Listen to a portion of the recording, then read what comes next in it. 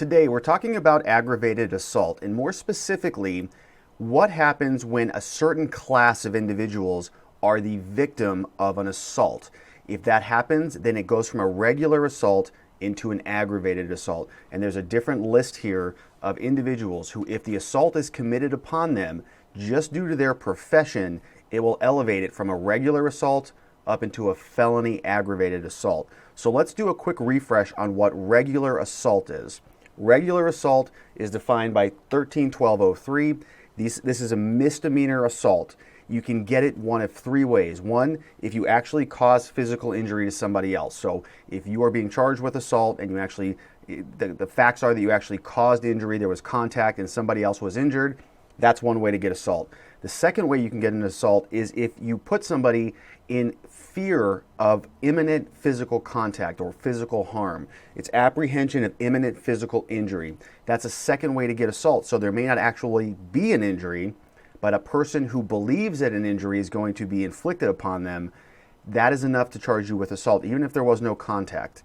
The final way that you can get it, if there is any contact between you and another individual, and it was made with intent to injure or harm them, but there may not actually be a physical injury, just that touching with the intent to harm somebody or the intent to injure or to provoke them, that's the third way you can get an assault.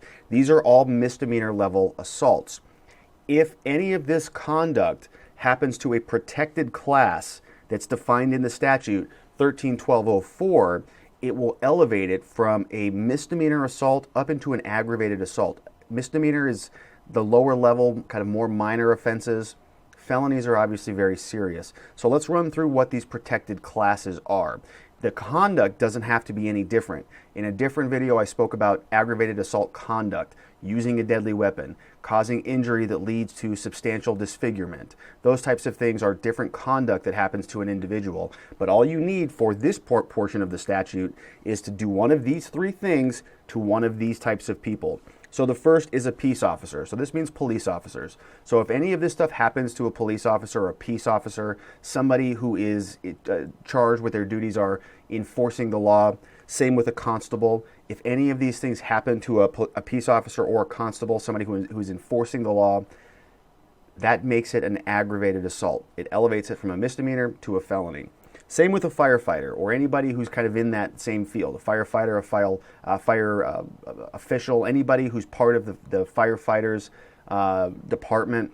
If there's any assault upon one of those individuals, that makes it aggravated. Same with teachers or nurses or anybody who's working at a school, anybody who's sort of in the official capacity of a school, whether they're a nurse, whether they're a teacher, whether they're an aide, anybody in that locale, principals, administrators, any of those things.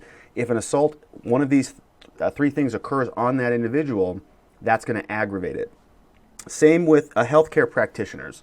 So healthcare providers, if somebody commits an assault on them, even if it's one of these three minor things, because they're healthcare professionals, nurses, doctors, admin, staff, anybody who's in that field, that can be aggravated. There is an exception on this rule that if somebody is seriously mentally ill, somebody has Alzheimer's disease, or somebody is just mentally incapable of controlling their actions, this type of behavior is not covered by this statute. There's an exception for that. The law recognizes that these people aren't doing these things of their own volition, but they've got a serious mental illness, and so that's not included. So if somebody's seriously mentally ill, then that's not going to count. But otherwise, if there's an assault on a healthcare practitioner, that does count.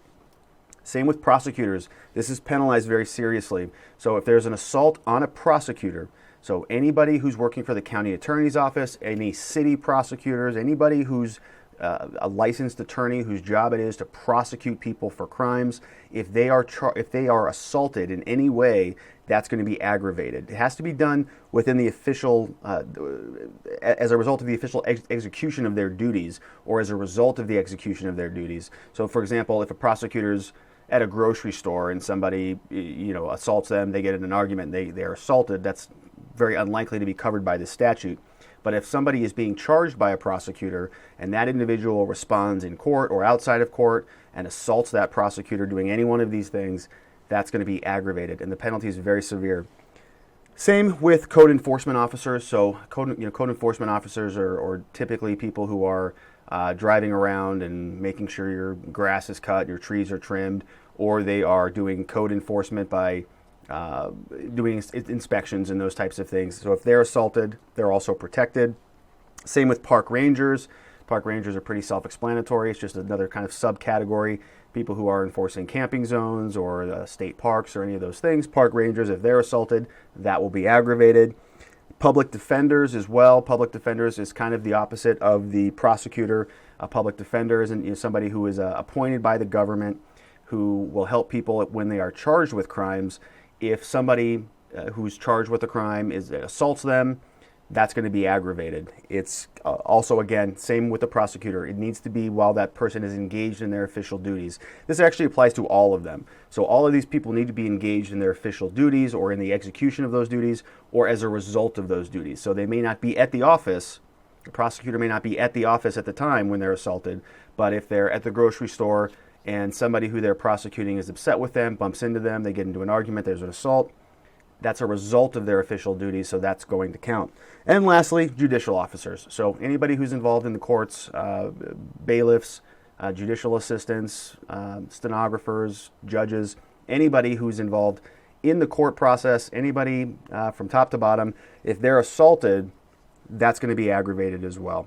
So you can see here, there's a whole number of different protected classes. The conduct does not have to be egregious. It just needs to be a regular assault. So just a simple touch or simply kind of threatening somebody or putting them in apprehension that there's going to be an assault is enough to take a very, very simple, very minor conduct and turn it into a felony just because these different classes are protected. So I hope this helps you understand a little bit more about how aggravated assault works in Arizona. If you've been charged with aggravated assault and you fall into one of these categories, our office offers free case evaluations. We're happy to sit down with you, make sure that you have a plan in place so that you're not ending up convicted with a felony. Give our office a call. We look forward to speaking with you. Thanks for watching.